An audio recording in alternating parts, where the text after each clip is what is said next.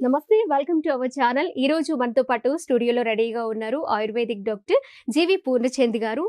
మలబద్ధత ఎందుకు వస్తుంది అని, ఇప్పుడు ఏ ఫుడ్ తీసుకుంటే, ఏ ఆహారం తీసుకుంటే ఈ ప్రాబ్లం నుంచి బయటపడొచ్చు అనే విషయాన్ని డాక్టర్ గారితో మాట్లాడి తెలుసుకుందాం. నమస్తే డాక్టర్ గారు. నమస్కారం అమ్మా. సార్, ఏ ఫుడ్ తీసుకుంటే, తీసుకోకూడదు అనేది కాదు, ఏ ఫుడ్ తీసుకుంటే మనం ఈ ప్రాబ్లం నుంచి బయటపడొచ్చు సార్? పిల్లలు కూడా తీసుకోవచ్చా, పెద్దవాళ్ళకి మాత్రమేనా? రూలే ఓకే అందరికీ సమానంగా వర్తించేదే. ఓకే ఆ విరేచనం అయ్యేలా చేసేటువంటి ఆహార పదార్థం చిన్నపిల్లల దగ్గర నుంచి పెద్దవాళ్ళ దాకా అందరికీ విరేచనం అయ్యేలాగానే చేస్తుంది. ఒకరికి ఒక రకంగా, ఇంకొకరికి ఇంకొక రకంగా ఉండదు. కాబట్టి మొత్తం సకుటుంబ సపరివార సమేతంగా మన మేత సక్రమంగా ఉండాలి. ఎట్లాగో ఈ సక్రమంగా ఉండాలి అంటే మన ఆహారంలో మనం సాధ్యమైనంత వరకు కొన్ని ప్రిన్సిపల్స్ పెట్టుకోవాలి.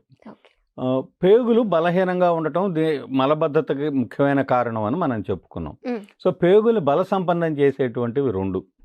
మొదటిది పేగులలో ఉన్నటువంటి ఉపయోగపడే బ్యాక్టీరియా. ఈ ఉపయోగపడే బ్యాక్టీరియా కొన్ని రకాల పోషక పదార్థాలని అరిగేలాగా చేస్తుంది. పేగుల గోడల్ని బలపరుస్తుంది. పేగుల కదలికల్ని పెరిగేలాగా చేస్తుంది.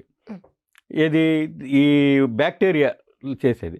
ఈ బ్యాక్టీరియా మనకి కేవలము పెరుగు లేదా మజ్జిగ ద్వారా మాత్రమే లభిస్తుంది.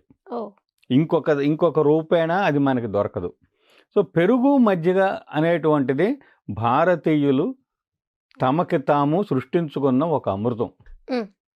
భగవంతుడు దేవతల కోసం అమృతాన్ని, మానవుల కోసం మజ్జిగని సృష్టించాడు. ఈ మాట ఎందుకు నేను ఆ ప్రస్తావన తెచ్చాను అంటే, మజ్జిగ పట్ల చాలా మందికి సదాభిప్రాయం లేదు. చులకన భావం, చాలా చులకన భావం, అంటే చులకన భావం ఏర్పడింది. ఎందుకు ఏర్పడుతోంది అంటే అది రెండు కారణాలు. ఒకటి, చాలా తక్కువ స్థాయి కలిగిన వాళ్ళు తీసుకునే ఆహార పదార్థాలు అనేటువంటి ఒక అభిప్రాయం.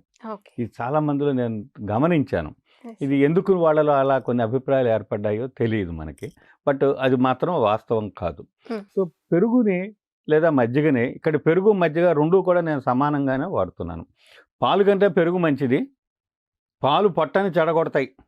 చిన్నపిల్లలకి, వయోవృద్ధులకి కాదు, మధ్య వయసు వాళ్ళకి, ఎదిగిన పిల్లలకి, మధ్య వయసు వాళ్ళకి, బాగా పెద్దవాళ్ళకి కూడా పాలు పొట్టని బాగు చేయవు, ఏమాత్రం మనకు సహకరించవు. పాలలో కాల్షియం ఉన్నాయి కదండి, ఇవన్నీ చాలా ప్రోటీన్లు ఉన్నాయి, ఇవన్నీ మళ్ళీ మనకు లెక్క చెప్తారు మనకి. దాన్ని 4 మజ్జిగ చొక్కలేసి తోడు పెట్టినందువల్ల పెరుగుగా మారుతుంది కదా. మజ్జిగ చుక్కలని తోడుగా తెచ్చి పాలలో కలుపుతున్నాం, పాలకు తోడుగా ఇచ్చాం మజ్జిగ చుక్కల్ని. అది తోడు పెట్టడం అంటే. తోడంటే కంపెనియన్, ఫ్రెండ్. ఓ ఫ్రెండ్గా తీసుకొచ్చి పాలలో మనం మజ్జిగ చుక్కలు వేసాం, అది తోడు పెట్టినందువల్ల ఆ పాలు తోడుకుంటాయి. తోడుకోవడం అంటే ఏమిటి? పాలలో ఆ పెరిగిన ఆ సూక్ష్మజీవులు మనం ఒక చెంచాడో అర చెంచాడో పెరుగు మజ్జిగో మనం పాలలో కలిపినప్పుడు అందులో ఉండే బ్యాక్టీరియా 1, 2, 2, 4 రాత్రి తెల్లవారేసరికి పాల నిండా ఆ బ్యాక్టీరియా యొక్క కాలనీ ఏర్పడుతుంది. అంటే పాల నిండా బ్యాక్టీరియా పెరుగుతోంది, అందుకని దాన్ని పెరుగు అన్నారు. ఒక పదానికి పేరు మన వాళ్ళు పెట్టారు అంటే అంత సైంటిఫిక్గా ఉంటుందన్నమాట. ఈ పెరుగు నిండా మనకి కావలసినటువంటి బ్యాక్టీరియా ఉంటుంది. అందుకని దీన్ని ప్రోబయాటిక్ అంటారు. ఈ ప్రోబయాటిక్ మన పొట్టని, పేగుల్ని బాగు చేస్తుంది. కాబట్టి మన ఆహారంలో ప్రోబయాటిక్ని గనక సక్రమంగా తీసుకుంటే చాలా పేగులు బాగుపడతాయి. దీన్ని మన వాళ్ళు ఫ్రిడ్జ్లో పెట్టేసేసి ఆ అతి చల్లటి పెరుగు తీసుకోవడం అనేటువంటిది మనం చేస్తున్నటువంటి పెద్ద తప్పు. ఫ్రిడ్జ్లో పెట్టుకుంటే బ్యాక్టీరియా పెరుగుదల ఆగిపోతుంది అక్కడితో, అంటే పొలవకుండా ఉంటుంది. కానీ తినటానికి ముందే మనం కాస్త యువతలకి తీసుకుని పెట్టుకుని చల్లదనం కొయ్యాక మాత్రమే తినాలి. అప్పుడే ఆ బ్యాక్టీరియా యాక్టివ్ అయ్యి మనకు ఉపయోగపడుతుంది. లేకపోతే ఇన్యాక్టివ్ బ్యాక్టీరియా మనకేం ఉపయోగపడదు. అందుకని అతి చల్లటి పెరుగు షుగర్ వ్యాధి రావడానికి కారణం అని చరకుడు చెప్పాడు. ఈ అతి చల్లటి పెరుగు అనేది ఒకటి ఉంటుందని చరకుడికి ఎట్టా తెలుసు? 2000 ఏళ్ల క్రితం కదా, ఫ్రిడ్జులు గిద్దులు లేని రోజులు కదా అవి. మరి ఎట్టా చెప్పాడు అనేది చాలా ఆశ్చర్యం. అతి చల్లటి పెరుగు వల్ల షుగర్ వ్యాధి పెరుగుతుంది అని చెప్పాడండి. ఇవాళ మనం ఫ్రిడ్జ్లోంచే పెరుగుని తీసి వేసుకోవడం అనే పని చేస్తున్నాం కాబట్టి ఇవాళ ఇంటింటా షుగర్ రోగుల యొక్క సంఖ్య పెరుగుతుంది. ఇది మనం. సో ప్రోబయాటిక్ ఫ్రిడ్జ్ చల్లదనం లేని పెరుగుని లేదా మజ్జిగని, పాల కంటే పెరుగు మంచిది, పెరుగు కంటే మజ్జిగ మంచివి. మజ్జిగని గనక మనం పుష్కలంగా గనక తీసుకుంటే మన పొట్ట బాగుపడుతుంది. దీనికి ఒక చిన్న పాయింట్ చెప్తాను. ఇంట్లో ప్రతి ఒక్కళ్ళు తీరవలసిన అంశం ఏమిటంటే, అన్నంలో మజ్జిగ పోసుకోవడం నామోషి అనేది, ఏదో మజ్జిగ చల్లనీళ్ళు ఎవరంటే కూటికి లేని వాళ్ళు తీసుకుంటారనే అభిప్రాయం ఉన్నవాళ్ళు చక్కగా పెరుగు వేసుకోండి, అభ్యంతరం ఏం లేదు. కానీ మజ్జిగే మనకి చాలా మంచిది. ఎందుకంటే మజ్జిగ యాసిడ్ని పెంచుతుంది, పెరుగు యాసిడ్ని పెంచుతుంది, పులుపు ఉంటుంది. కాబట్టి నీళ్లు కలిసినటువంటి మజ్జిగ వగరు రుచి కలిగి ఉంటాయి కాబట్టి షుగర్ని తగ్గిస్తుంది. మీకు మజ్జిగ వగరు రుచిలో ఉంటాయి, ఎందుకని నీళ్లు కలిసి ఉంటాయి కాబట్టి. అందుకని 1+3 1 గ్లాసు పెరుగుకి 3 గ్లాసుల నీళ్లు కలిపి చిలికి రాత్రే మనం చిలికేసేసి మూత పెట్టి బయట పెట్టేసి ఉంచి, ఫ్రిడ్జ్లో పెట్టకుండా బయట పెట్టి ఉంచితే 3 గ్లాసుల నీళ్లలోకి సరిపడా బ్యాక్టీరియా పెరుగుతుంది. తెల్లవారులో గ్రోత్ పెట్టినట్టు మనం. ఈ గ్రోత్ వచ్చిన తర్వాత తెల్లారి నిద్రలేస్తున్న 6 గంటలకి 4 గ్లాసుల మజ్జిగ కనుక తాగితే, నీళ్లు తాగండి అంటారు కదా చాలామంది, ఉత్త నీళ్ళు ఎందుకు మజ్జిగ నీళ్లు తాగండి అంటున్నాను నేను. ప్రోబయాటిక్ కదా. ఇది పొట్టని మృదువుపరుస్తుంది.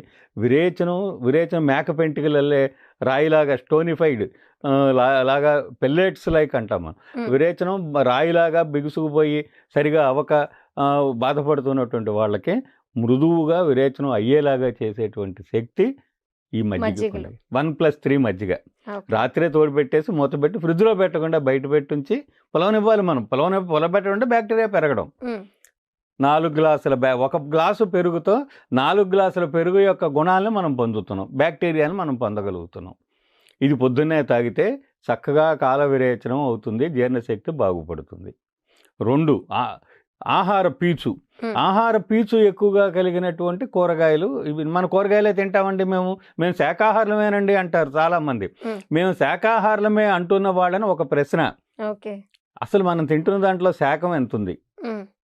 సొరకాయ పులుసు కూర చేసామనుకోండి, గరిటెడు పులుసు కూరలో 2 సొరకాయ ముక్కలు ఉంటాయి.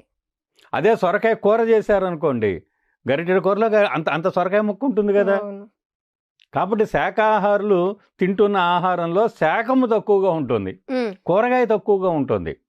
ఎందుకని అంటే విపరీతంగా చింతపండుని, అల్లం వెల్లుల్లి మసాలాలని, గ్రేవీల్ని ఎక్కువగా కలపటం వలన శాకాలు తగ్గిపోతున్నాయి. అందువలన ఆహార పీచు వెళ్ళట్లే కడుపులోకి. అందుకని మోర్ కర్రీ లెస్ రైస్. అంత కూర అంత అన్నం కలుపుకొని, ఇప్పుడు దాకా అన్నంలో కూర నంచుకుని తిన్నారు, ఇప్పుడు కూరలో అన్నం నంచుకుని తింటాం మొదలు పెట్టండి. ఎక్కువ ఆహార పీచు మన కడుపులోకి వెళ్ళి విరేచనం ఫ్రీగా అవుతుంది. ఈ 2 చిట్కాలు చేస్తే చాలండి. ఇకపోతే కంపల్సరీగా మన శక్తి కూడా ఉత్పత్తి అవ్వడం కోసం ఒక చక్కటి ఫార్ములా చెప్తాను నేను.